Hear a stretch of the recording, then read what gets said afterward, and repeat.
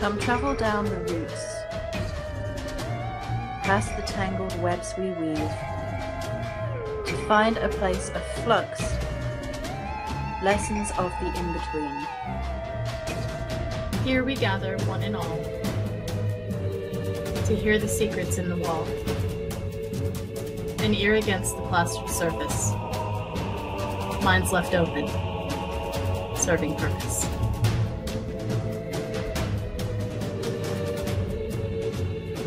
With your co-ghosts, Joey Torval and Chris Ashburn. Special guest appearances by Lucy. Special guest, we run the show. How dare they?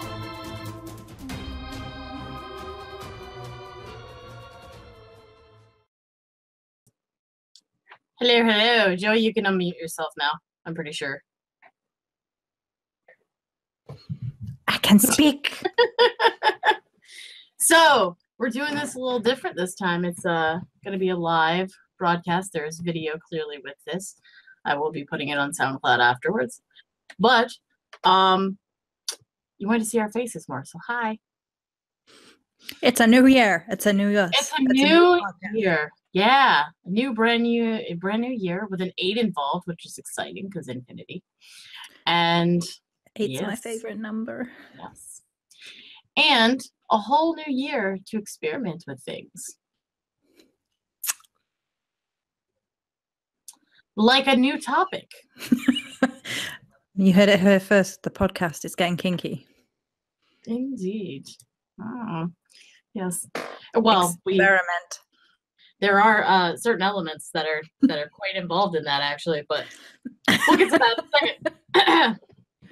Everyone is now worried. Where are we going with this?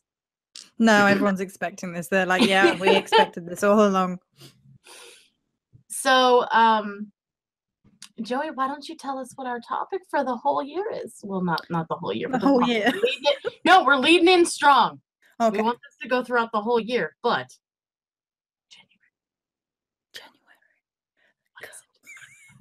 The topic for January is kinky undertones. No, it is. No, that's not what we picked. That is not what we discussed. She's gone fucking AWOL. So the topic for January is mirror mask, mirrors of the self. Mirror, mirror on the wall. On the wall. Who's the craziest of them all? Well, it's really a toss-up, isn't it? Not really. We're the same. It's fine. Yeah. So, Mirrors of Self came about kind of, I mean, it's just been a natural progression, but it happened, I think, as we were doing the previous journey for last year. Yeah. And then, last year, yes, but also last month. And we were like, oh, wait, is that a future thing? Yes, that's a future thing. Mm-hmm. And so we kind of went with that and ran as per usual. Yeah, so what basically was happening is we were channeling the journey for last month, and the spirits that be were like, yeah, but this though. And I'm like, we've not finished this one yet. Yeah, but this though. Yeah. And it does fit really well into January, because January is a difficult month for a lot of people for a lot of different reasons. But on a cultural level, there's this whole kind of New Year's resolution thing that happens in January. Mm-hmm. And a lot of people are like looking in the mirror thinking what's not good enough. So there's that kind of lack mentality comes up really strongly in January. And the other thing about the resolutions is it's kind of a cultural joke that nobody expects you to keep it. So it becomes kind of like this empty, hollow thing. And people are like, yeah, I'm going to change myself. But then everyone else is like, yeah, but it's not really going to happen though, is it? Because it's a New Year's resolution and nobody keeps those. So it's really like a double negative. It's really unfortunate. Yeah, because I'm seeing that too, and I'm just kind of like, why wouldn't you just be supportive and encouraging, man? Mm. Just, you know. Yeah. because there's that level of people outside are saying you can't, and then do you take that on? Do you take on the idea that you're not really committed to something? So then you're kind of like putting out goals for yourself without really committing, which is a really dangerous thing to do when you're in spiritual practices, and kind of like word is law, word is you are your voice. Yeah. So I've also seen a lot of the word truth floating around so far, and I'm only on the first day. I've been avoiding the internet for the most part today. Well, no, I'm saying like in readings that I've done within the last 24 hours, in topics that are being discussed. I have seen several memes and things go by that have that word on it. And I'm just like, okay, so, and even our reading, in the Flux energy reading had that in it, really at the core of it. So it's definitely easy to look at like what you think the world thinks you should be at this time of year. But that's like setting an impossible goal for yourself. There's also this really, really awful energy of purging in January. And it's basically binge at Christmas and then purge following it. And actually, it's not technically purging for the companies that are selling you stuff, because they're just selling you different stuff when you really sit and think about it. Like, they're selling you stuff still. It's just diet pills and gym memberships and healthy alternatives, etc. So they're still making the money, but it just appears to like make people who are purchasing, consumers and things, binge, purge. And it's a really frightening dynamic when you really sit and think about it, because it's basically like bulimia of the soul. It's like, you need all these things at Christmas. You need to eat all these foods. You need to show how much you love your family by putting on a 12-course spread. You need to have the turkey. You need to have the gifts. Okay, now if you're a good person in January, you're going to be starving yourself and going to the gym all the time and telling yourself that you were bad for that food that we told you that you needed to be a good person if you were like laying that spread out for. And it's just like this constant bar of you're not enough. And binging and purging is really damaging on the body from a physical point of view. So, of course, it's really damaging from any other point of view as well, like emotional, mental, and spiritual. Like, it's a really scary process of you're only worth what you're doing, which hoop you're jumping through right now. It's really scary. Yeah. I mean, I had that experience with an old job that was like that, and it can be very, very detrimental. And you don't even realize how much, really, until you kind of like step outside of it for whatever reason. And then you look back and you're like, oh, damn, why do I think this way? Like, why am I holding myself to something that like I will never be able to achieve, because anytime I get close, I either tear myself down or I let someone else. You'll get a lot of images of what people are supposed to be now as well. You would get the kind of like family images at Christmas. So you get like, this is what your family is supposed to look like. And we covered that last podcast, because that was what was worrying us at the time. And now this is what's kind of worrying us at the time, that people are going to be like, oh, well, I've gained a few pounds over Christmas and now I don't look like this. And the really weird thing that's been happening to me is I've been inundated with virtual pictures of women. So women from video games. I've been seeing a lot of that. And it's how men make women. Yeah. And it's so scary, because it's like waist of a supermodel. Yep. Boobs of I don't even know what, like my boobs.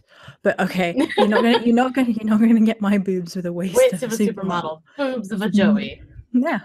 It's just, it doesn't happen, because I'm like, my boobs are probably that big, but nobody who has like boobs, natural boobs that big, is going to have a waist that small.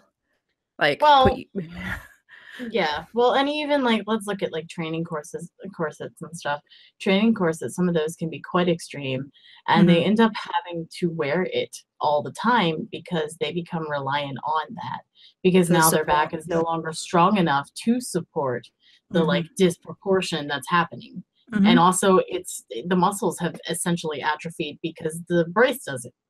And I'm naturally hourglass shaped. It rearranges your organs. Like, that's kind of a good analogy for what this is. The purging really. is, yeah, this kind of. I mean, like, don't get me wrong. I have a friend who is in love with training courses, so I'm not trying to say like, book that's yours, but I am saying like, kind of the context of it, where like,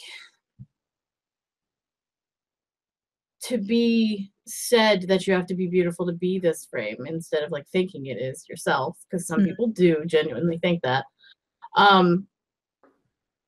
Your organs have literally had to be shifted around. Yeah. Like, who you are has completely been distorted. And they can break bones and stuff. The training courses, they can break ribs and things. And some people take ribs out to like further that. Oh yeah. Yeah. It's a very, like, I mean, especially like extreme waist training. Now there is waist training that's a lot more subtle. So it's not all that, for people who don't know. Am I back? You're back. Oh, wonderful. What just happened? You completely froze up mid-sentence and you're still on my screen. On the there are two of you and one of you is frozen. Well, guys, this live's going to be interesting. This is what happens. I was saying essentially that we're the ones that tighten the laces. So we don't have to wear it. And not only do we not have to wear it, we don't have to tighten it. Yeah. But we tighten it around ourselves. Yeah. It's a lot like that card that you pulled today, actually, for the fluxing. Like, what we put around ourselves is what we become. So if we surround ourselves in kind of like the binds, the chains that constrict us and like tie us down and tuck us in, and then we're going to end up feeling that way. We're going to end up feeling confined and constricted and restrained and held back. But if instead we surround ourselves with our own energy, our own power, our own thrill of existence, then we become empowered, we become interested, we become passionate, we become free to be whoever we are. Again, there is this element of we need to stop thinking that the shell defines who we are, because it doesn't. And I'm not against playing with any element of how you look or anything like that. It's not saying, you know, you're a deadly bad person. Well, we're also focusing on that as well. I mean, because that's one of the aspects where this can definitely develop. But it's also like the roles and things that we think we have to play. Right. You know, so that's another way that that's a shell. You know, who are we? Well, I'm a mother, so my life has to be my children, and that's it. I can't take time for myself. I can't be someone outside of that. You know, our definitions, like my own personal definition of like leader, has gone through a lot of changing in the last few years, and I've been working with. Or healer. A lot of people think of a healer as someone who's very passive, but that's not necessarily the case. Baneful herbs can also heal. You have to heal to harm to heal. Poisons, what poisons us can also cure us. Right. So, you know, roles also come into this. And what we accept is that. And do we even have to accept it? You know? Do we have to even define it? That's the other thing. We cling to these ideas that we are the things that we do instead of the person that we are. It's like a culture that defines us by what job we have and whether or not that job is socially acceptable or whatever that means. But instead, we need to be like, this isn't who we are as a person. This isn't who we are as an individual. This isn't who we are as a soul. You weren't put on the planet to pay bills and dies, says the meme that we all like to share. But then if that's true, then why do we keep defining ourselves in terms of, well, this is what I do. Right. This is an action that I take. This is, or like what I've done even, because that's another thing that's been coming up repeatedly with friends and stuff, is like, I am who, you know, I am what I've done, but not necessarily. We can reinvent constantly. And there's this weird, your only experiences are only worth something if you can basically get a label or a certificate at the end of it. Like, there are people who have been through a whole host of life experiences, and they don't get a particular qualification or whatever at the end of it, and somehow then that's less worthy than somebody who has a piece of paper. Yeah. And that's true for a lot of experiences. But you know, the people who've been through so much and people are like, yeah, prove it. Like, you need documentation to prove that you've been through X, Y, or Z. And that's really sad, really. And it's a really weird. On the human one thing. end, I think that it's interesting that we give ourselves that marker, because I mean, it's definitely important to mark milestones, if you will, you know, to appreciate that moment, but it's also important to appreciate all of the moments. Yeah. And so, you know, like a title thing can be, you know, that graduation moment of like, I've completed this, I've done this.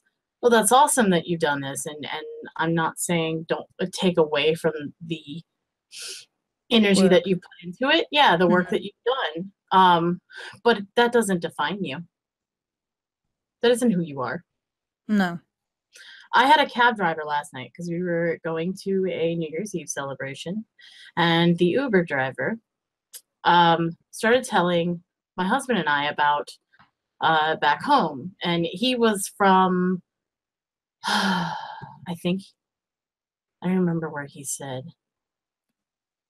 I think he was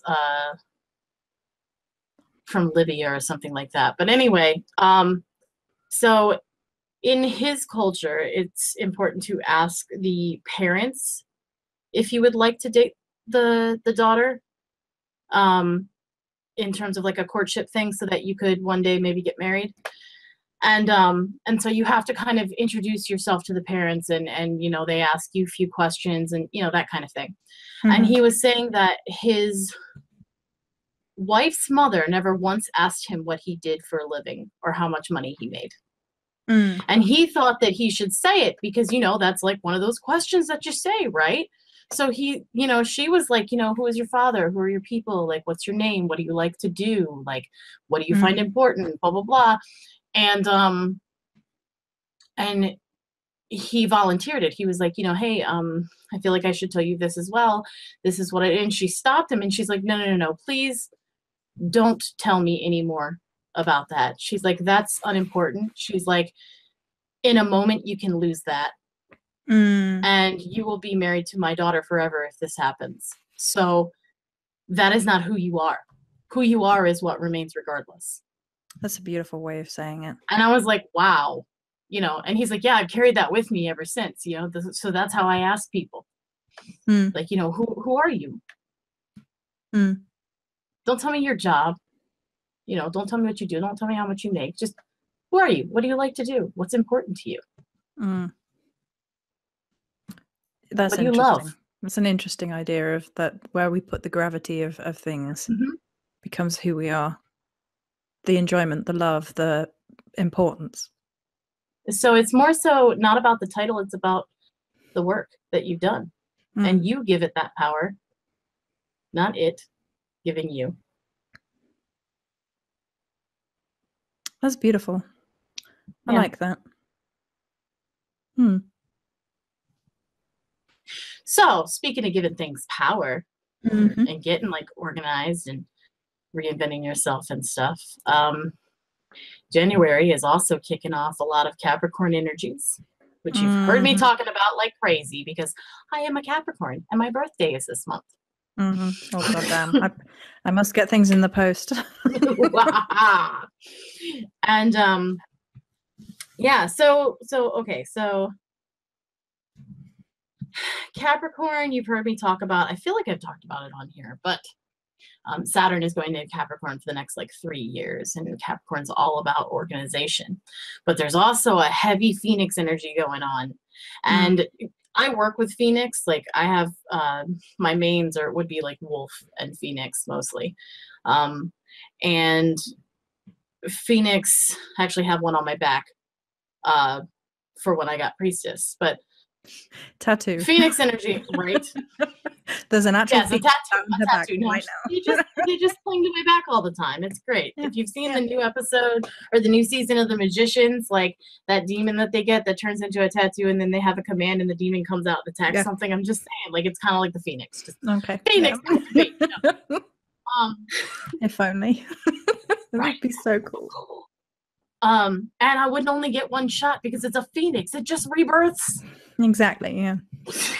Anyway, I digress. So, Phoenix is all about like burning down the old and being born anew. And it's that merge point, it's that liminal space because it knows how to navigate all of it and realizes that all of it is life, actually.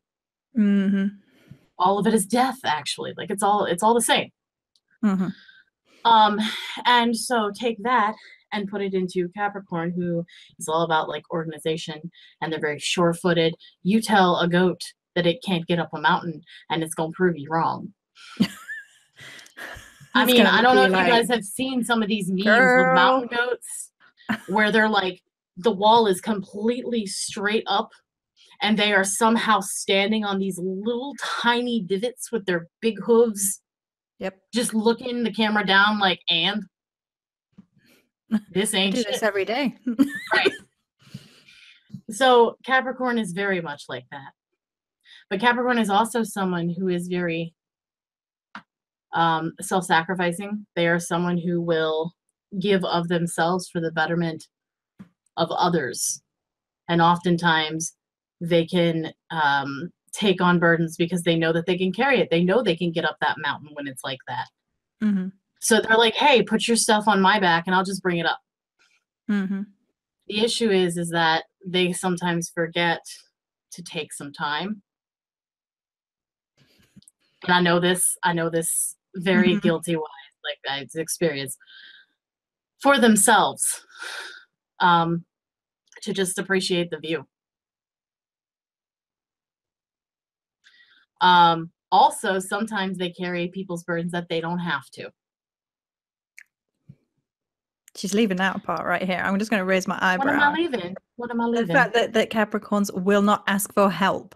Oh no, they won't. No. You see that burden? I'll help you carry some up. No, I'm good. Right, like, exactly. Seriously, so I'll help you carry some up. No, I'm good. That's why it's a self-sacrificing thing, because it's like, not only am I going to carry yours, but I'm never going to ask you to carry mine. Because there is this role, right?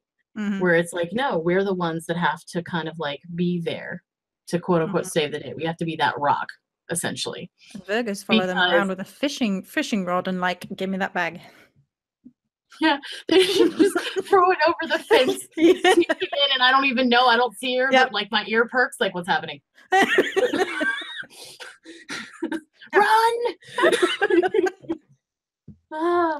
But yeah, so I think that there's also a degree of that in terms of like you're choosing to have people, like you're choosing to pull that corset tight. Mm-hmm. And so yes, we can say, you know, fuck the world because they're telling me who I am and who I should be, but you're still pulling those laces and tying that bow. Yeah, there's a mirror thing that happens. Basically, the world is telling you that you're supposed to be this, and rather than be like, I am going to define who I am, thank you, you kind of end up mirroring it.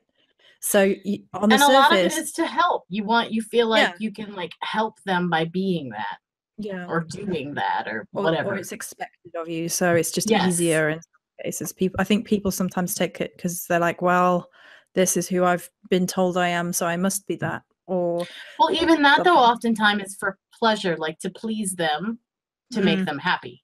But the thing is that that's not actually gonna make them happy most times. Because you're not going to be happy. You're going to be miserable. Yeah. For sure. And the Phoenix and the Capricorn energies that have both all the answers, if you would like solutions, like workarounds to these sorts of problems, like they both have the energies of, well, there is a self-sacrifice element that can be detrimental, but also you can do like this sacrificial blowing up Phoenix style and then realize that's not what makes you, and then you're reborn from it. So yeah, well, there's an element of the fact that when Capricorn and Phoenix combine, Capricorn already doesn't have a whole lot of issue severing ties. We're actually quite good at it. We'll take on everybody's shit, but like when we're done with someone, we're fucking like, we're just done and we don't look back. Mm-hmm. And I know that scares.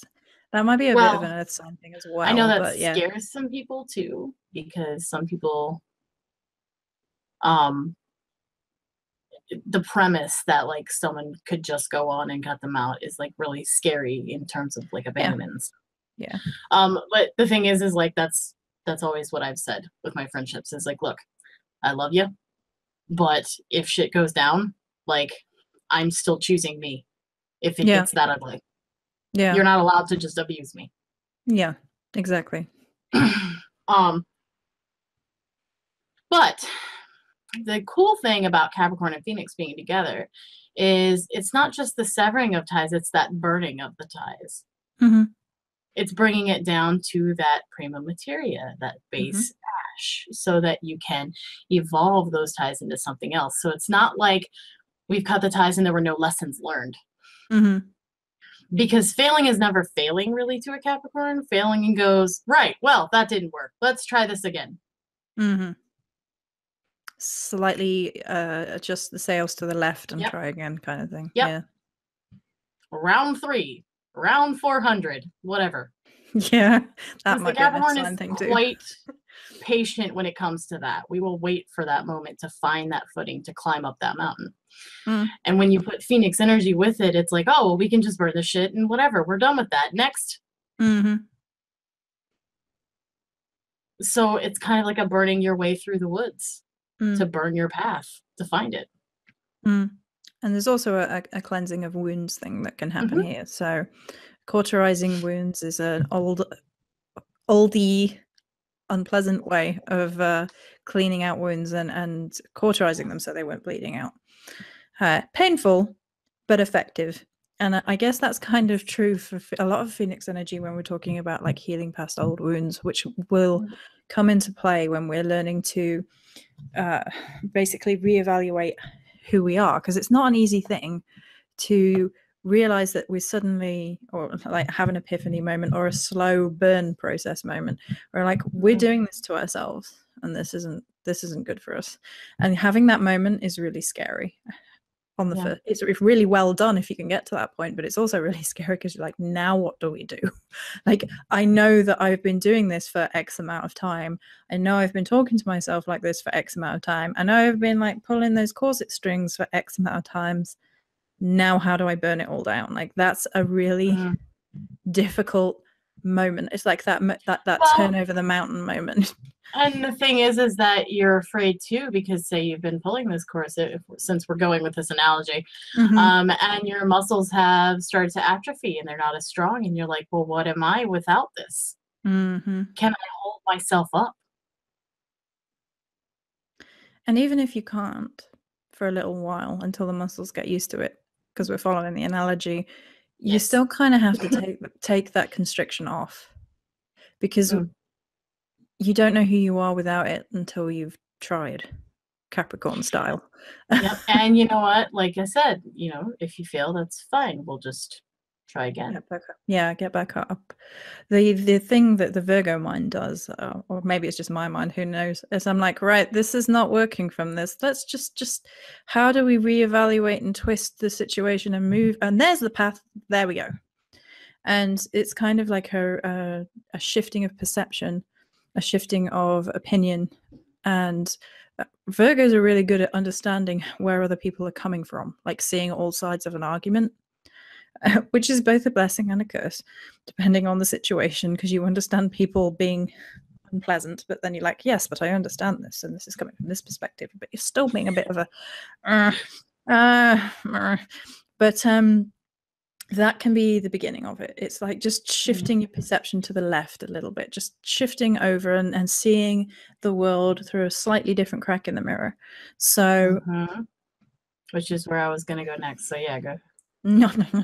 Hive mind. She did it to me earlier, so I'm getting it back. So it's a reevaluation of what you have been told or telling yourself. So I'm trying to think of a good example. So you can see things that you've been told are bad about yourself, and then you reevaluate and you're like, do I like these things about myself honestly without the input of anyone else? And then you're like, okay, I'm not sure about it. So what are the positives and the negatives of that part of your personality? Where does it come from? Is it a defense mechanism? Are you protecting yourself from vulnerability, from pain, from heartache? If you're doing that, that means you have a big heart. That means you are human.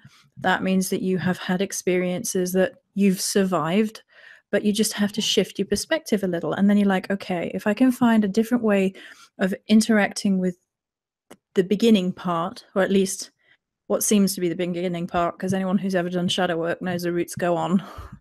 The roots go on and on and on. But while you're looking, it's a song. The roots go on and on and on.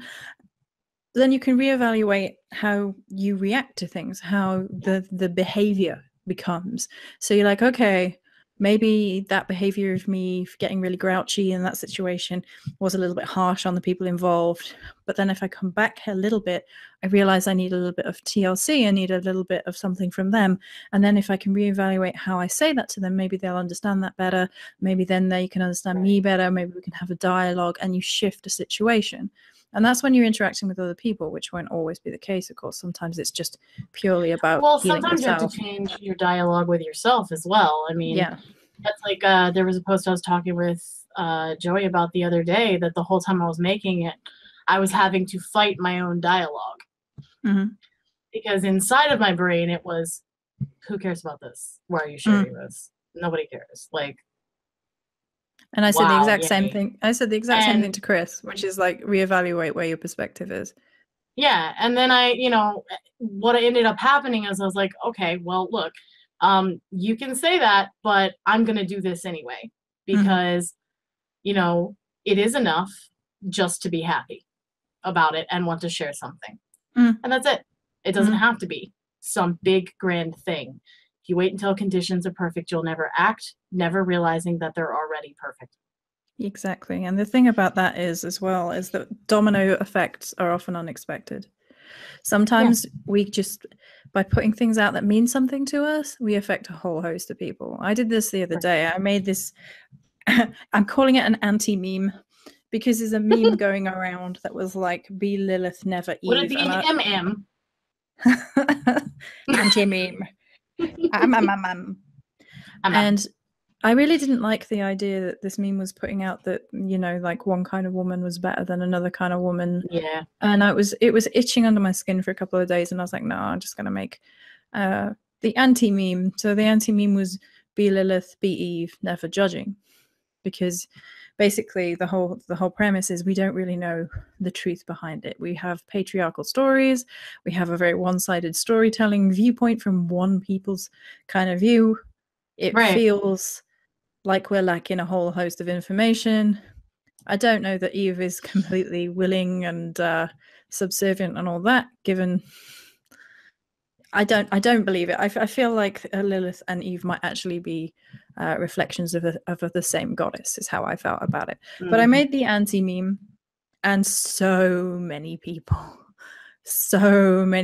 I was like, this is insane, because usually my main post will get to maybe 500, and this is around the 3,000 mark already. And so many people are like, yes, this meme has been bothering me too. And I was like, wow. And that's the domino effect. Sometimes just by speaking things that actually really matter to us, that we reach other people, and they're like, I'm not alone. I'm glad it's not just me. And then you feel that ecosystem that we talk about. You feel like you've sent a little light pulse out through the spiritual ecosystem, and people are responding. They're reflecting it back to you. Yeah, absolutely. Yeah. I think that sometimes, especially with our access to internet and stuff like that right now, in this day and age, in my day, back in the day, we talked on tin cans. Yes. It was very echoey and cold to hold in the winter. Yes. No. So I think that we sometimes trivialize a lot of the communications that we have, and don't realize that there's often a deeper meaning. And it kind of begs one to ask sometimes, like, what is superfluous? What is frivolous? And is that even too much? But that's a whole other thing. But on that note, I lost my train of thought, damn. So basically I was gonna say that Phoenix energy, as much as people want to focus on like the pain and the negatives a lot of times, because you burn alive to be that to become alive again, right? As much as we want to focus on like the thorns, if you will, like there's a lot of good and there's a lot of poignance to be had. And I think with things like those memes coming around, or for personally, I really liked on New Year's seeing everybody's like pictures and things. And I noticed like certain people will reach out, and send text message. You get text messages from people you haven't heard from in a long time, or inbox messages or something like that, or like you get tagged and people just say, hey, you helped me this year in some way. And that isn't trivial. Our connection isn't trivial. And the way that we connect is between, and the betweens are the cracks.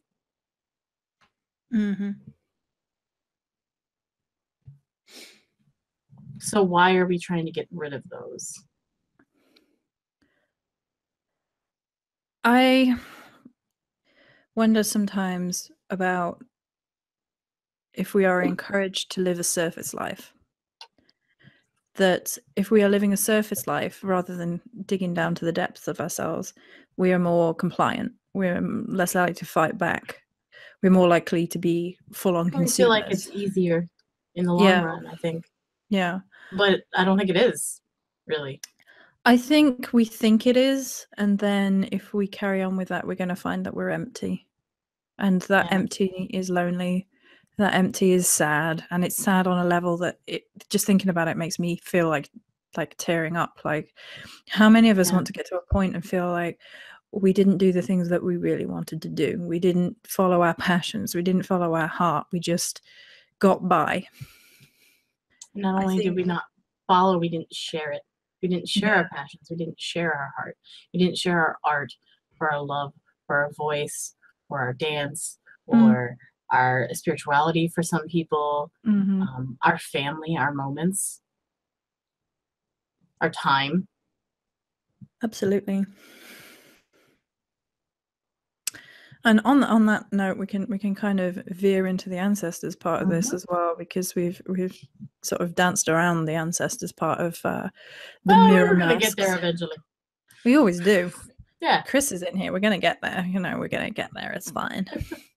But I have wanted to include them too in this particular podcast, because the thing is, for me, is that ancestors get brought up a heck of a lot at Samhain. They get brought up a little bit around the Christmas time, and then everybody goes quiet about ancestors until Samhain again. Until it hits fall again. Yeah. And this to me is the strangest thing, because it's like, really, I'm sorry, what's really funny to me is that instead we start talking about the Fae, and the Fae have also been noted to be our ancestors. So it's really funny because it's just like a sneaky way. Yeah. But we don't realize. Yeah. It's also really sad, because for me then it becomes, well, the ancestors are dead, so there's a separation between that and spring. And it's like, that's not Fluxy thinking whatsoever, is it now, really? Is it really now? It's not. Because life is in death, and death is in life, of all things. Of all things, whether we like it or not, there is a lot of death around springtime, because some babies don't make it in nature. And some flowers never bloom. Exactly. There is always life within death. There is always death within life. And given that the strangeness of this year anyway, because it's been a very warm year, like we had a lot of blossoms and trees and flowers a lot later, and this was in Scotland, which is possibly the coldest you get in the UK. What's really funny is like I'm listening to you and I'm watching it snow outside my window. And we had all of that like into late fall. Yeah. And even though we've had a little bit of snow this year, it's like nothing. I've seen more snow when I was in the south of England in certain years than I've seen up in Scotland in winter. So I'm like, this can't be the usual. This can't be the norm. But that to me was like summer seemed to hold on this year, and I was like, stop that. Stop it. You Give will me not. my autumn. And then autumn held on, and we had autumn much later because like right up to the end of November was still autumnal. It was not cold. It's only like in December and now into January it's actually felt like winter, which is unusual because usually November is very cold. Even if it's not quite winter yet, it's still cold, and it's not been. So going back to what we were actually talking about, the ancestors, is the ancestors don't leave us, and working with them doesn't stop, and it doesn't stop being enriching and part of us just because we're walking into spring. And I was talking about in my head to myself when I was thinking about how we were going to talk about ancestors in this, is the interesting thing about how people get really anxious about losing themselves if they consider themselves to be their ancestors and walking with their ancestors and as their ancestors and with their ancestors. They kind of freak out about losing identity. And January can be one of those months. Which is really ironic. Yeah. January is one of those months of identity, and it's usually in the worst ways that we're looking at identity in January. And so it's kind of like, oh no, if I take on all of this, then I become, do I take on the mistakes of my ancestors? Do I take on their biases? What if somebody was a racist? What if somebody was a slave owner? Does that make me a bad individual? And I'm just like, guys, these thousands of people who lived and breathed and loved and worked and died so that you might live, and you're reducing them to the things that they did again. We're back to the actions, the jobs, the things that they did rather than the who they were as a whole. And it's minimalizing again. And instead of doing it to ourselves or to other people who are living, we're then doing it to our ancestors. It's a really strange thought pattern. It's interesting to me because how I look at it is that who they've been is who I am, but it's not as simple as just one of them because, you know, I have been the baker and the person who loved the bread. Mm-hmm. If I look at it that way. I want bread. I could use some fresh baked bread with butter. We're digressing. Anyway. There is nothing sexier than bread baking. Just that scent. Bread is delicious. Especially with butter. I just anyway. So you are not only that one ancestor, but you are all of them. Mm-hmm. And then you are now getting to choose where to go with that. What else are you to add in? Who are you, you know, going to be with all of them combined? Mm-hmm. Because you are still you. Like it's just parts. And CRIS it's not says, a defined thing. You know, your ancestors aren't all necessarily just the humanoid energies that echo through. Yeah. Like the energies of the places that they have lived and the ground beneath your feet and the dirt. And I've been doing this with trees, so this has kind of been like my perception of things, because for the Patreon for January, I was honoring Mother and Father Tree of all trees. And the idea that, like, because trees are guardians and they're so roots deep into that spiritual ecosystem, there's no separation to me. And some people are like, it's a tree, how can it be magic? And I'm like, dudes, you're a human, how can you be magic? Same logic, different creature. So it's not just, you know, it's not just a humanoid experience either. It's an energy pattern that is symbiotic to this planet as far as I'm concerned. And that's something that we forget. So it's really weird to me following that line of reasoning that then we're watching new birth and death at the same time within nature, but then we're not thinking about ancestors because it's spring. It's like, guys, we're celebrating the blossoming of the trees. We're having the coming out party for our ancestors right now. Yeah. They're blooming. Debutante ball style for the trees, guys. Come on. Well, not only that, but let's get a little more literal.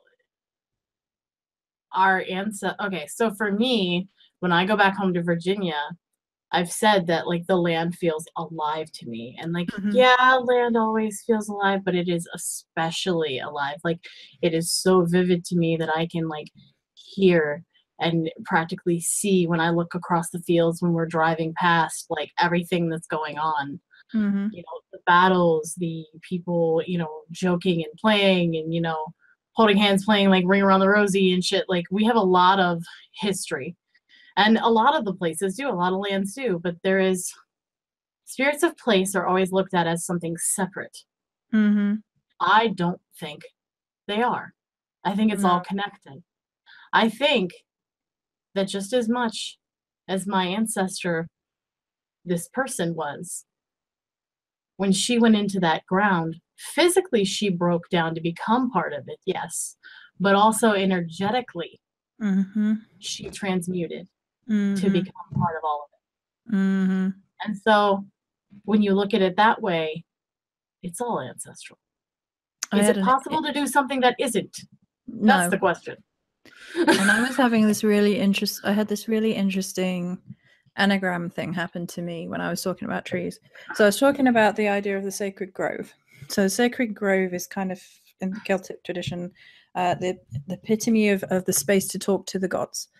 Because it's kind of a sacred, holy site, a natural forming grove. It has that kind of ancestors walking among us, the spirits of the trees speaking to the divine on our behalf, and that kind of energy. And so I was like jotting down notes, and I was jotting down the sacred grove in an anagram, and I put ring of trees, R-O-T, rot. And I was sat there with that for a minute, and I was like, because of the decomposition and the death within life and the life within death and how things break down and how things grow. And then, it's one of those moments. It was lovely. And I was like, all this from anagrams, Joey. That's weird. Anagrams are fun. Yeah. But I thought that was really interesting because in keeping with the theme of January, we see the decomposition of self, like the physical self, as a bad thing. Like, aging. Don't get me on that soapbox.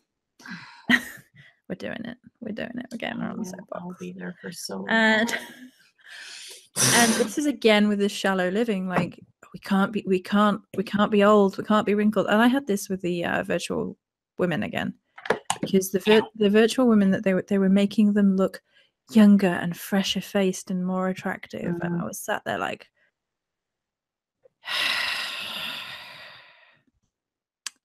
Right. Because lines on their skin are not attractive. Because the outward kind of, to me, wrinkles on the skin are kind of like the outward reflection of the spiritual ecosystem. It's kind of like wearing roots on your face. It's like all of the paths we've traveled, marking us for who we are. Not what we have done, but like the life we have lived. I've grown up with a baby face. Me when too. I came on YouTube, everybody thought that I was like a young teenager, but I was actually like 26. I get ID'd I'm for about stuff to be now. 34. I'm not saying I'm ancient, but I am saying that I still don't look 34. And a lot of people are like, you should consider that a blessing. I mean, thanks, I guess, but also like I have looked forward to my cronehood ever since I was like 4 and listening to my grandmother tell her life experiences and do it with such like cadence and like ease.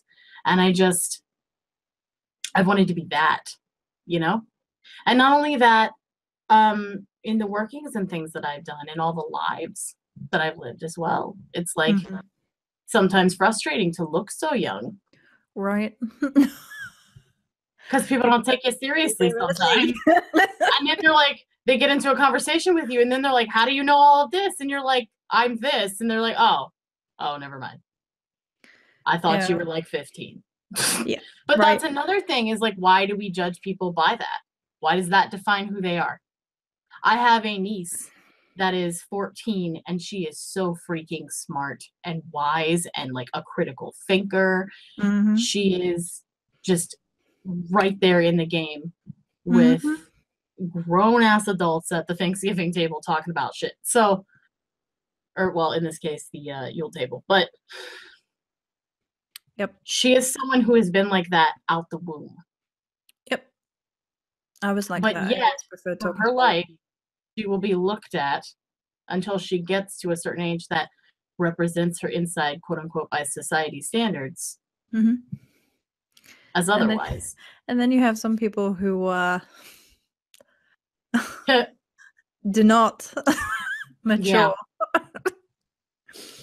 and are playing the same schoolyard games at whatever age. Right. So age is no guarantee. And again, it goes down to the like what you do, how old you are, what's your name. It's who you are. It's not. It's not titles. Yeah. Age, and people use age like a title, because the thing that drives me crazy is when people are like, I have been doing this for 20 years, so I know better than you because you've only been doing it for 10 or whatever. And I feel like you can have been doing something wrong for 20 years. If you want to follow that logic. Not only that, a lot of people will use it as a total, but it's also intermittent. I mean, and there's different ways to work with it that work better with different people. That's the Some actual people argument. Are people that will like full on just absorb things, like they obsess, and then that's the thing. And then other people are people that are like appetite size bites to fully process that way. People learn in different ways. Yeah, I mean, I did this thing right at the beginning where I would read a lot and practice a little. And now I practice a lot and read a little, mainly because a lot of the reading material is aimed at beginners and there's not so much that pushes now the same way that it did then. But I remember when I was reading a lot, there was so much judgment about that process. You're an armchair witch, you're a book witch, you're not a real witch. And I was just like... Which is interesting because nowadays, Joey and I will constantly be asked for book recommendations by people. All the time. No matter where we are. And our first answer is always, well, have you asked yourself, did you just meditate on it? I mean, I'll tend to, so Chris is really, really against it. And I'll tend to be like, all right, well, I'll give you a book, but my inner Virgo is like, I know you need a book, so I can't deny you a book, but. No, and see me, I'm like, I could give you a book. I have several books, but that's not where you're going to learn it. And so basically the way we all learn is different. And bearing in mind that I learned the way I learned because I didn't have any teachers. I don't come from a coven line. I don't come from a hereditary thing. So I learned where I could. I learned freely, and it's probably just as well because my brain is completely like critical thinking. It always has been. Like if something doesn't work for me, I'm like, no, and throw that out the window. Like age 13, I had decided that I wasn't working with the witch towers the way that I was told to. I was going to use trees. And I had women who were in their 40s, 50s, and 60s at the same time, because I was on a forum at the time, say, oh, that's a really good idea. I might have to try that. You mind if I try that? And this 13-year-old me going, no, I don't mind. I didn't think that that no one had done this before. It just seemed natural to me. Makes sense now with the trees and the Ogham and the Celtic stuff. But at the time, all I ever read was the Watchtower, which was usually represented as a literal tower. And you'll have certain things too that people are just more apt to work with or learn. Like for me, journey work is really easy. Like I can zip in and out really fast. Oh yeah. And it's because I was raised hereditary. So like I had a mother who I would drum and journey with a lot. And so for me, it's a lot easier to kind of just get there and get back out. I am usually the person that's opening their eyes and like well adjusted by the time everybody's back. And it's not something that I'm like, I'm better than you about. I'm just kind of like silently waiting. This is Chris and me having to slow down the journeys because me and Chris we are like, literally have to, yes. Yeah, because me and Chris get there like zoop, and we're like, no, most people don't do it like that. We have to slow down and describe things. Yeah. I once made a journey with Charlie Says Go, and she was like, the journey is awesome, but like I really need you to add some space in there, dude. And I'm like, oh, and she's like, that's way too fast. Oh, my bad. Okay. Yeah, I'll add some. How about this? And she's like, well, it's better. But more. And it's not something where I'm like, this is what I do, so I'm better. It's just I am more apt at just kind of popping in and out. But I also work with, all of my deities are like psychopops, and I am a death midwife. So like being at the threshold is what I do, and what I've been taught to do for a long time. So does it define me? No, but it is something that I just kind of found and worked with, and it can be a part of you without defining you. And that is something that's why for me, when you ask for things like books and things like that, I'm just kind of like, that's cool, I guess. It's important to have facts and like historical stuff, but that stuff all changes according to their findings. So you know what doesn't change? You. So you should just kind of go in and ask yourself about your own shit. Yeah. I can argue about history all day long. People have come to me and told me what the historical facts are. I'm like, who do you think you are arguing with? And don't get me wrong. Like, I'll go in and then I'll come back out and I'll like go research and whatever and look into things. But I do it backwards. Oh yeah. Than a lot of people, and that's why. Yes, I have books. You can anyone who views me can see my background and stuff. But at this point, it's less about that. It's more like the reference books for afterwards, if I want that, because we also have the wonderful internet now that has like exactly etymologies through multiple languages and things like this. We literally made a journey that had like 10 different languages in it. And we looked up more than that. We looked up about 20 to 25, I think. Thanks, internet. So yeah, there's some bullshit that you can find, but there's also some really good stuff. But the thing is knowing why are you looking for it? Where's the heart first? Yeah. And trusting yourself. There's a big level of trust right there that people just don't seem to want to do. Because if you give credence to your experiences, your feelings, your interpretations, the way that something came to you in meditation, your gut feeling, your gut reaction, even things like spell work and dream recall and stuff, and people are doubting themselves every step of the way because they want confirmation. Like, oh, if it says so in a book. It's like anyone can write a book. Yep. You can write a book. Right now. Exactly.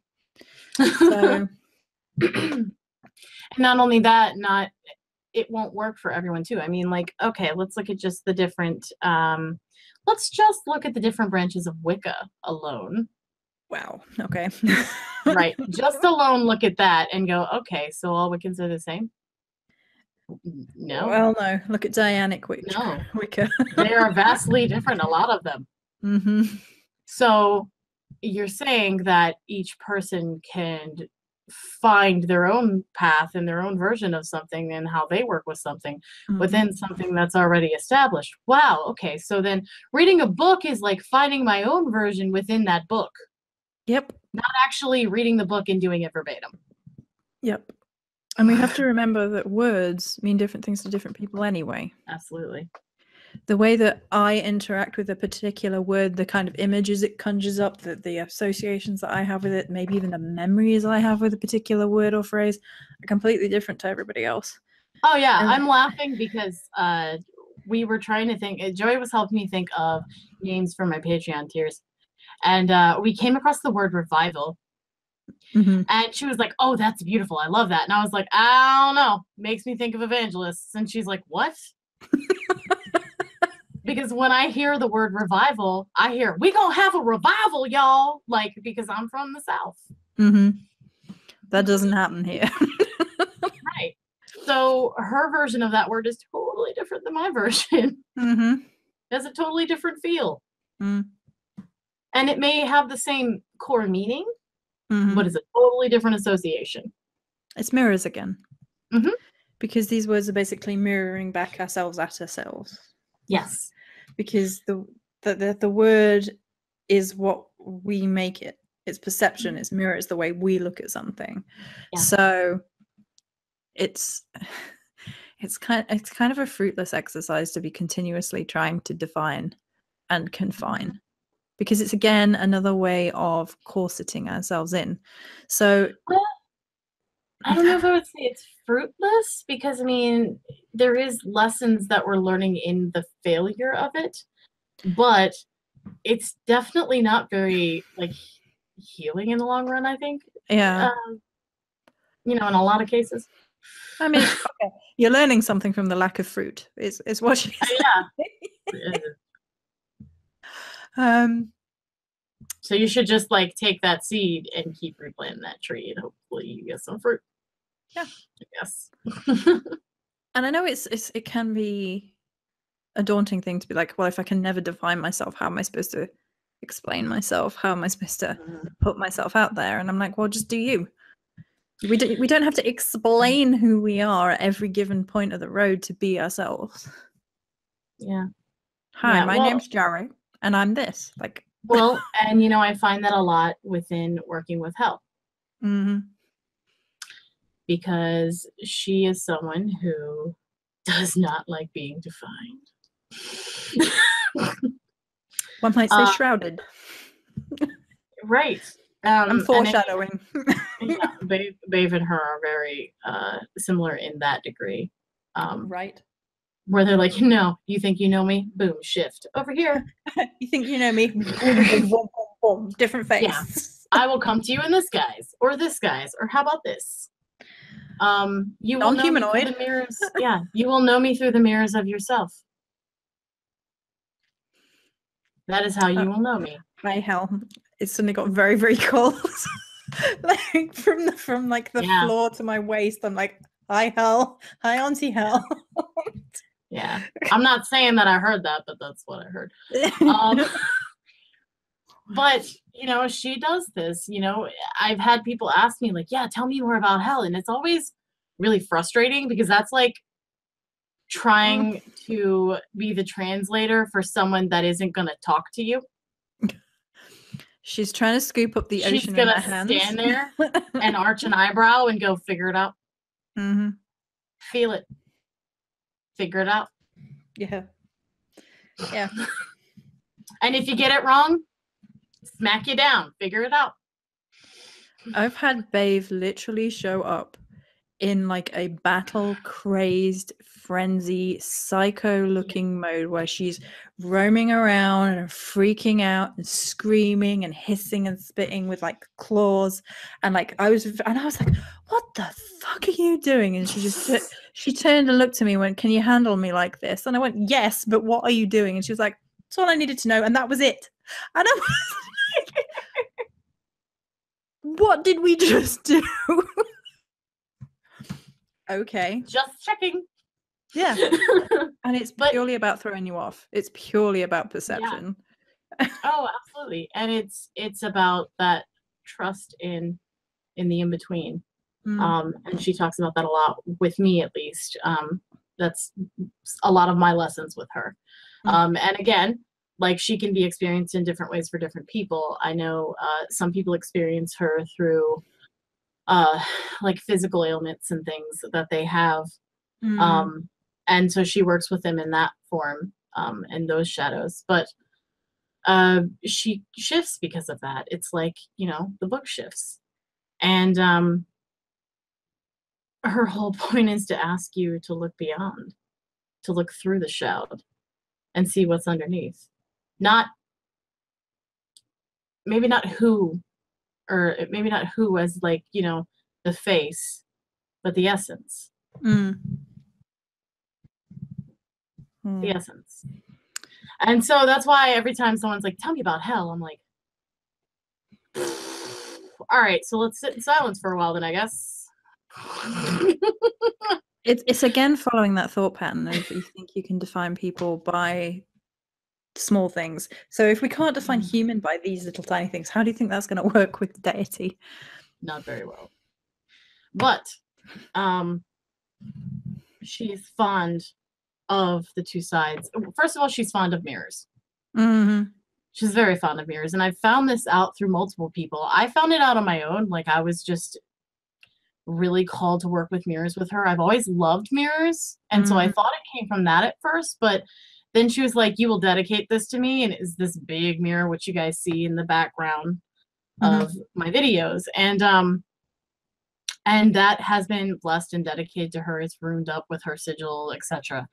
And that's something that she wanted. And I didn't really know that it was a thing. And then I started seeing some other people that work with her, like, and they'd be like, you know, I don't know, I just really love mirrors. Or they'd say like, oh, well, I don't know, I just put it on here because she asked me for it.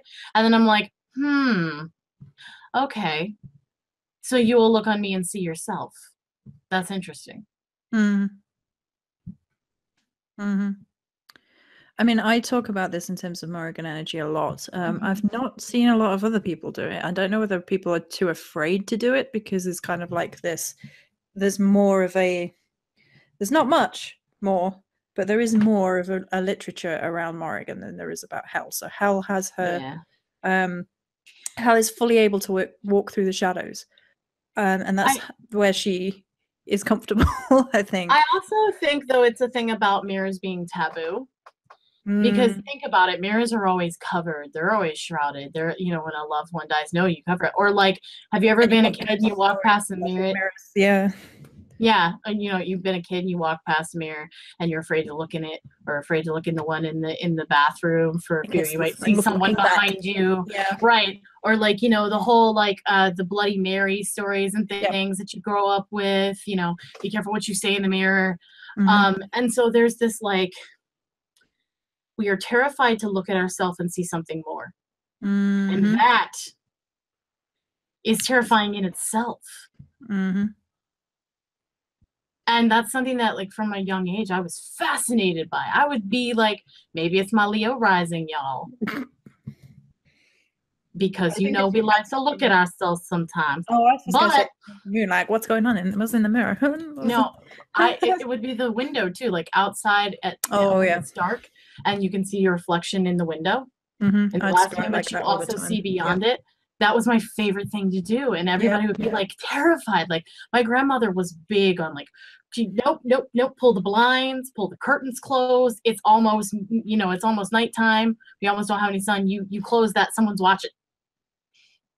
But I would open it and like peer in. Like I remember sitting down at my bed and just like staring into the darkness and seeing myself in it. And watching my own face shift. Oh, I did this too. This is weird. I would see like my past lives in it. I would see me as different people, entirely different, different races, like different. And it was fascinating to me. And I didn't know what it was, but I knew that there was more. And you know, as I started working with different deities and working with the ancestors and all of this and past lives and shit, and I started figuring out, you know, who some of these were and what this was exactly. And there isn't a fear there, but I think that there is something really detrimental that we are afraid to look at ourselves and see the unknown. When that is the thing that we should know most of all. That middle point, that in between, that crack is us.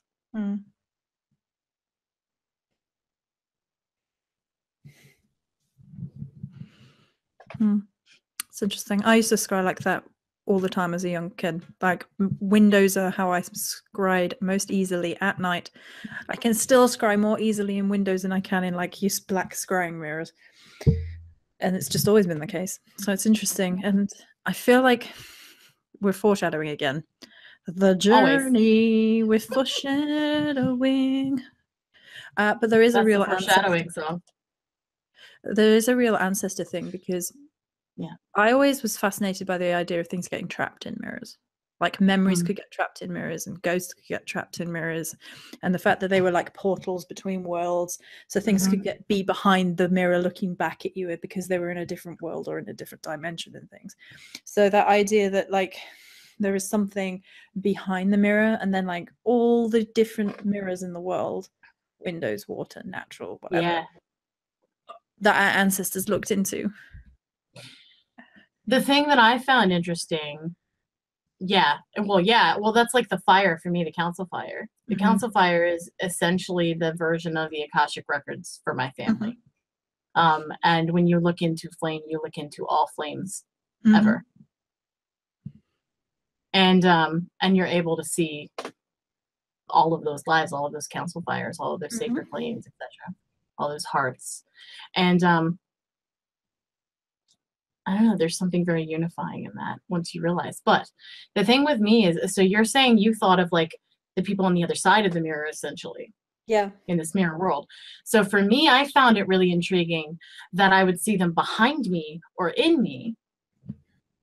So it was less about like what was in the mirror as in the mirror, like as past that surface, and more about like what was unseen, but already around me. And in me. There's that too, for sure. There's that too, for sure. But it's all kind of us peering into alternate realms, if you will, realities. Yes. But okay, so then mirrors of self are all our different reflections in all these different times. And also, let's just say I also don't count past lives and ancestry as separate. Just saying. They could even be going on right now. They could be parallel. We don't know. Yes. Timey-wimey and all that. Exactly. So I feel like to title ourselves with only one thing, or to say that we are only this, is doing a disservice to what lies between. Think of all those roads, all those roots, all those energetic tendrils of experiences that are simultaneously going on right now. It looks like a freaking neuron of a brain, like the first journey. And just think how damaging it is to then take that resolution mindset of I'm going to change, I'm going to grow, I'm going to think, oh no, I'm not really, because I don't really mean it. Think about all those infinite possibilities that you've just spat on by buying into that. Like, and by doing that, you spit on yourself. Exactly. And you can be any of these things at any given point. It doesn't have to be January. You can get to March, you can get to July, and you can be like, I need to reevaluate, I need to start over, I need to become more, I need to key into this and branch out and be a better version of me. And that's fine. It doesn't have to be January. It doesn't have to be the beginning of anything, because beginning and endings, the beginning and ending of a year is just a human way of analyzing time, which doesn't work. It's just the human ways of making the universe simpler to understand. Beginnings and endings are all interconnected and interwoven. So at any given point, you can shift who you are. It doesn't have to be. And Chris is gone. Oh no, I'm here. I'm just thinking. Oh. Sorry, you disappeared from my screen completely for a second there. That was weird. That's weird. I was like, oh, has it stopped? Yeah. Yeah, but okay, so let's talk about kind of our last point here. So we're talking about all of this, and we're talking about, our mirrors of self, and we're talking about the in-between line there, and that we think that the surface of the mirror is solid and this is just who we are, but actually it's quite flexible and it's quite breakable, and we can kind of do our own thing. So from that, how do we do our own thing? Like, how do we find that truth? How do we find who we are regardless of what we do or what we have done? So I wrote here, we can reclaim ourselves. Now this can be ourselves with our ancestry, so that you don't have to separate them, through ritual, vigil, meditation, and healing. And we therefore reclaim ourselves. We can change ourselves, but only through effort, will, and determination. Then there is rebirth. Yes. It's not an easy process to admit our flaws without wallowing in them, to allow our wounds to purge their poison and hurt, and then the hurting notes that the healing has then begun.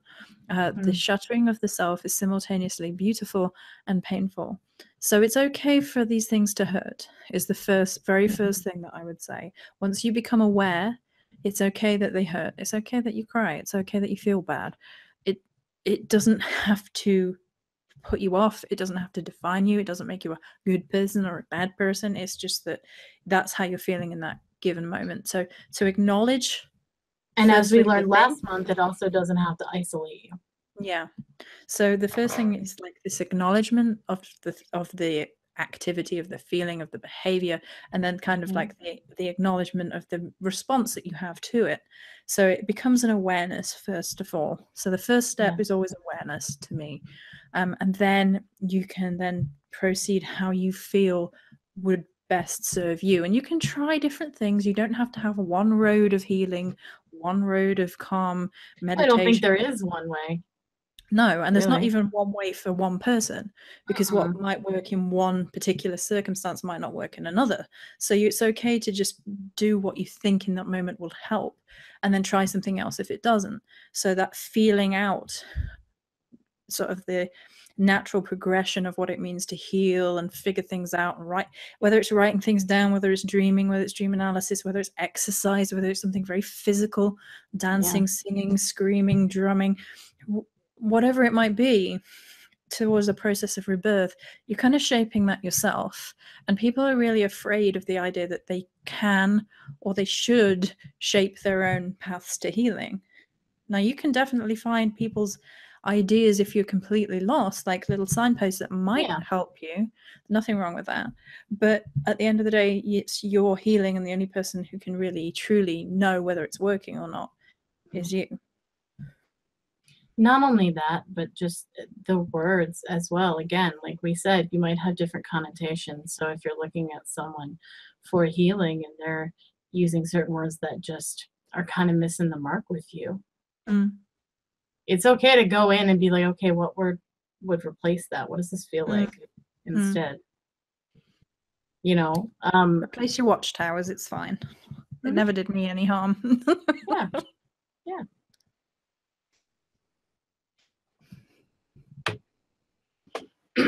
I think that the downside of having the easy access with communication at our fingertips is that sometimes we seek that as an escape. Also, not all of us, Capricorn.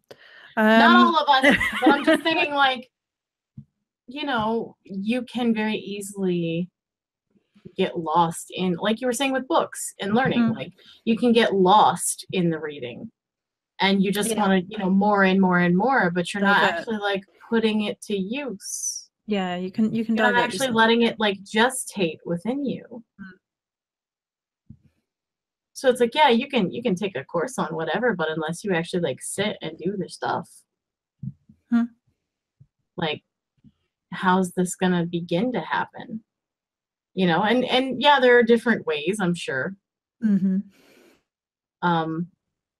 But we can become lost in like what is correct or gathering, that we never actually sit down and have the freaking feast. So the theme of Capricorn is work, work, work, work, work. Gotta work, work, work, work, work. That's true. That's why I have the Cancer moon and the Leo rising, to just kind of like, the Cancer's like, no, we're sitting down and I'm getting my fluffy blanket and my hot cocoa and you guys are going to screw off. And Leo's just like, what's fun though? I want to do the fun things. Is this pretty? This is pretty. So my top three are all earth signs, but then like underneath all fire. So I'm like work, work, work, work, work, boogie, boogie, boogie, work, work, work, work, work. I'm like this strange weird amalgamation of working and going crazy underneath at the same time. Yes. But yeah, and you know, again, those are unique to all of us. So that's another way that we can look at the different facets and the different ways that we learn and process. And you know, it's not as simple as being like a Capricorn or a Virgo. You know, well, you know what? One of the reasons that Joey and I actually mesh so well is because both of our Plutos are in Scorpio. Yep. And so we look at things in a deeper, like, yeah, that's cool, but what's the undertow? Like, what is that? Let's talk about that stuff. Let's feel that and be in it and experience it. And like, fucking feed me grapes in the undertow. Someone, you know. Hades. So, yeah, so that's one of the reasons that, you know, our talks tend to go like, but what is this really? It's like I turned to my mother with a conversation the other day, and we were talking about pride and stuff and being prideful, which you guys will hear about more in a blog soon. But I was like, what is pride? And she knew exactly what I meant. It wasn't, what's the definition of pride? Like, what is, you know, the dictionary version? That wasn't what I was asking. I was asking that concept that we have, that we just accept. What is it? Why is it? How can we unravel it? Unpick it. Yeah. Get to the bottom of it. this cancer and thing, she knew exactly what I meant and just kept on talking, didn't miss a beat. And it's like, you know, I appreciate that. She's also a Capricorn. She is. She's with an Aquarius moon. Oh. Both water moons then. No. Yeah. Or is Aquarius air? Is Aquarius the weird air one that's a water sign air? Yes. Never mind. Work. Yeah, because it's Gemini. It's a water bear, which is an air sign. Yeah, I know. But then Scorpio. John Champagne explained that to me once. I don't okay. remember why, but there's a reason. Okay. Sure. Anyway, I don't think that was its original connotation. If I find it, I'll share it in group for everybody. Okay. And if you're not in group, you should come join us in group, and then you can see that. Waka waka. You can. Waka waka. Yeah, but what I was saying though is that each kind of sign and its placement and its houses and its planets, and the fact that, you know, our own every day, every minute are constantly moving in reflection to that, it's like this very ornate, intricate like dance that's happening. And we're seeing the world from a different perspective every minute. Interesting. Every minute our lives change. Every minute our perception changes. Every minute we change. That's interesting stuff. Mirrors, guys. Mirrors. So, where do we want to go from here, Joey? Where do we go, Virgo? Where do we go? My lovely. So if you're in a group, we're going to be trying something slightly different for the next one with the keywords. We're going to be trying a different format, which you guys can see and play with, and we'll see if it works and how it works better for you guys, because, you know, we're in Capricorn, so we're trying to be efficient. And Spankies from Capricorn. As she coughs and points to me. Spankies from Capricorn. That's all I get from Capricorn. I'm like, stop being kinky. Stop looking at me like that, kinky Capricorn. Stop it. Anyway. I've done nothing, guys. Lies. Anyway. Something that I am learning is I'm working with my word for the year, which is splendor, which is all about shining. It's about sugar. It is not. It's about shining. And splendor, when broken down, essentially means to shine, which is not the connotation that I had originally when I looked it up. I'm like, splendor? Why the hell? Ugh, splendor. And then I was like, well, that just seems like excessive and frivolous and da-da-da. And then work. This isn't efficient.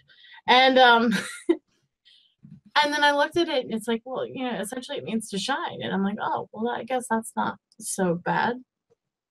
Shining is needed a lot of times. Like it's hope. And then the shadow work began.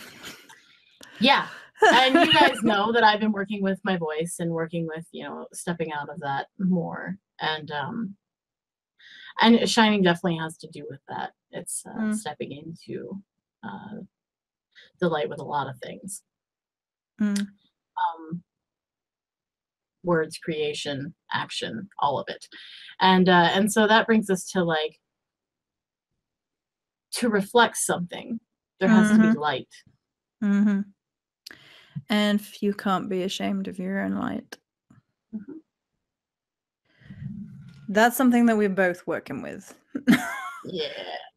Well, I think everybody to some degree works with that too.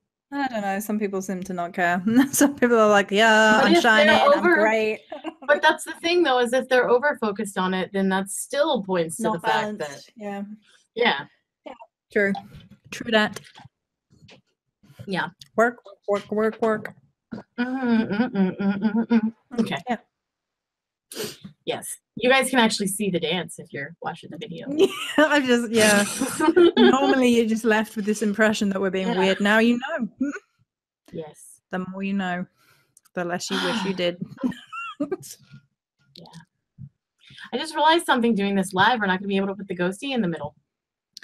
Yeah, we're gonna have to make a ghosty joke and like put it in group or something. Yeah. We'll figure it out, guys. We're not gonna leave the ghosties I can't see behind. myself in the mirror. We love them too much. Yeah, exactly. It's because you're covering your head.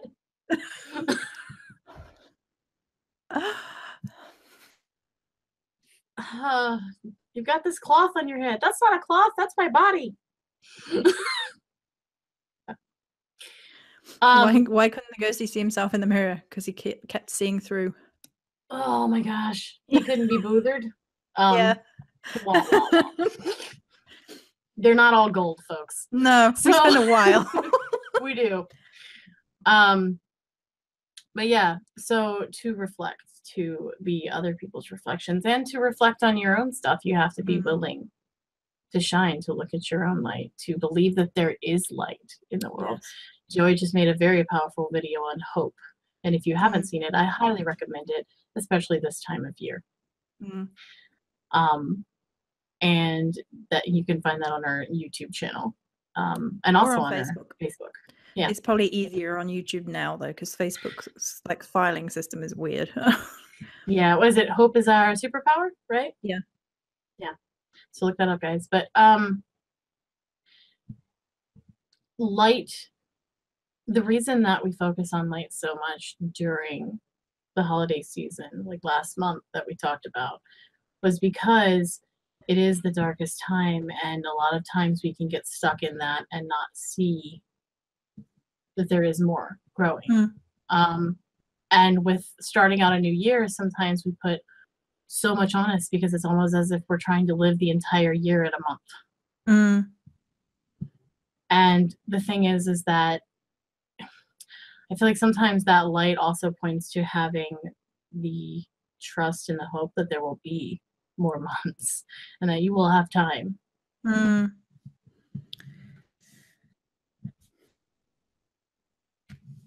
Yes.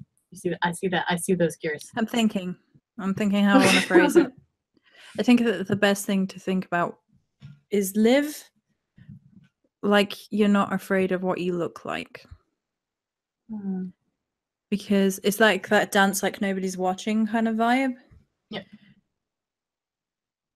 Because at the end of the day, it really doesn't matter how people are perceiving you and judging you. Because it's better to live life and be a little weird and be a little individual and have a little fun with it than it is constantly worrying about being smaller, about being defined, about fitting into what everybody expects. I think it's far better to be a weirdo than to be lost in a sea of should I.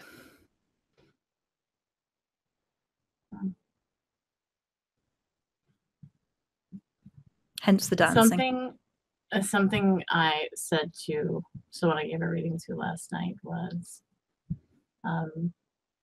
so he had a very abrupt realization, about mortality and such. And without giving detail, obviously. And he wants to change the world. He's got big goals. He wants to help and da-da-da. And he's frustrated because he feels like he can't. He's getting held back. And there's not enough time and, all this because now, what's the point? What's the point if I can't do that in time? And I was like, I think you're looking at it wrong. Like, how many places have you been? How many lives have you already touched? How many words have you spoken into being? There is something about the perception in this that sometimes we need to kind of turn around, like Joy said, kind of tilt your head in the other direction to see another path. And sometimes the people around us also provide that. But sometimes they also show us what they think that they would have done instead of who we are. And that's a thing too. So there is a thing about following your own light. Following the leader. Following your own light instead of following someone else's.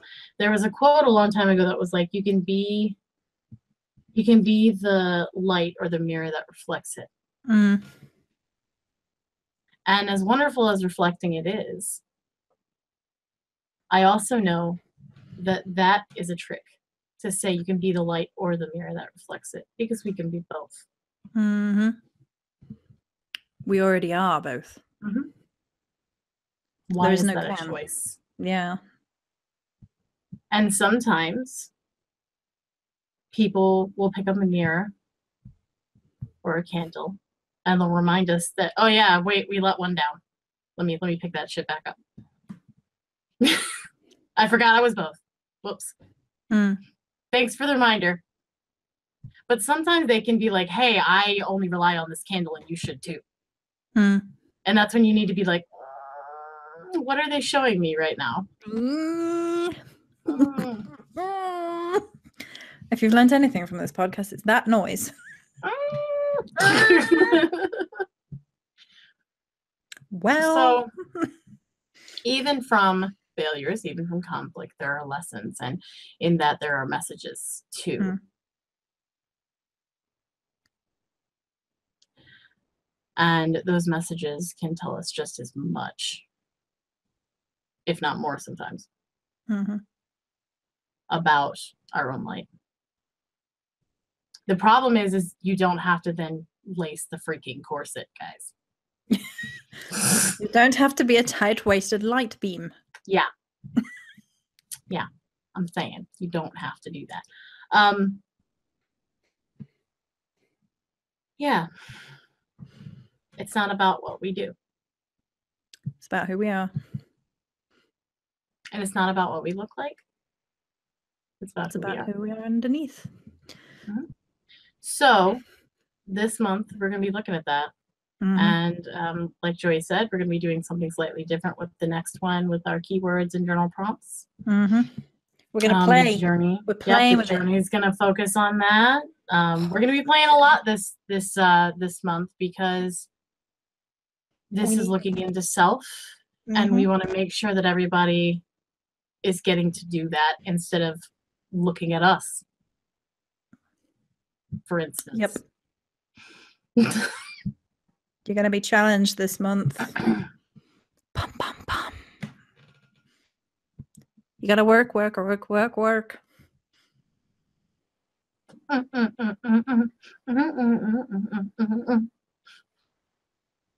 That's what I got. Yeah. All right. So that said, any special announcements that we got to do? Let me think. We've decided we're going to hold off on the ritual thing, right? Yeah. Yep. What time did we decide? Like a week, 2 weeks? What was it again? I'm going to give it a week and see where we're at with it, because I'm having we're feeling it out a little bit, and then going to come back to it next week. Yeah. And so it's definitely going to happen, guys. We're not like getting rid of, but we're definitely, we're going to end up playing with it, I know. Yes. Because I get this feeling that we're going to play a lot this month. Oh, yeah. Feedback is appreciated on all the playing. If there's something that you like really love that we do, let us know. That's cool. Yeah. We're trying to like streamline it for us, but also provide new innovative ways for you guys to interact. Yeah. and get stuff out of this. Yeah. Because again, like we said about the books, it's easy to hear someone else talk about it. Yeah. But right from the get-go, we're like, we're going to be asking you questions. Did you study for the test? No. Good. What do you think? So, I think that's pretty much it. Yep. I think we're good. We're going to have to figure out the ghosty thing. Yeah. But we'll talk about that off screen. Anyway, we love your faces. Thank We you do. for joining us. And if you are listening and you are not part of the Flux Castle group, you're not one of our members, I highly encourage you to check out the link below if you're listening on SoundCloud. It's in the information. That will take you to the page where you can look it up and know about all the little goodies and the things that we do. I know just last month, you guys that are members were allowed to come along to my mother's Yule ritual with me that we did outside of the bonfire, and that was fun. So we have all kinds of fun things that we do. We do. Threads that we share, playlists and whatnot, and conversations. We share bits of our life with each other. It's just a really Community. good... Yes. So if this interests you, if you would like to get more into the keywords, maybe this topic is hitting home, feel free to check that out. We'd love to have you. If not, that's cool. We do one public podcast a month in the beginning, the first Tuesday. And we'll see you next Tuesday at the beginning of the month. But either way, either way, thank you for listening and giving us your time. Hopefully we gave you something to think about and poke at, and maybe some encouragement to go stare in all your mirrors. That's what people are doing all January now. That's really why we did this. Sponsored by mirror.co.uk. Yes.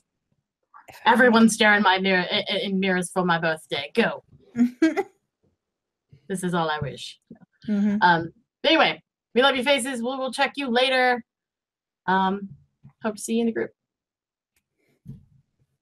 Bye.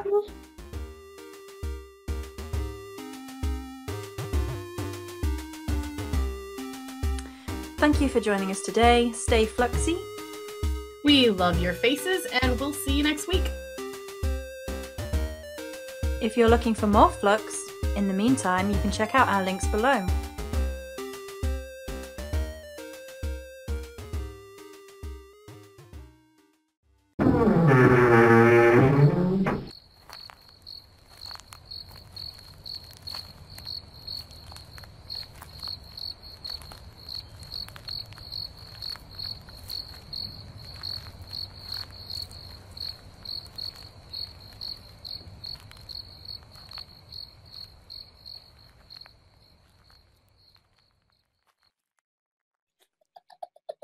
I'm just snicker.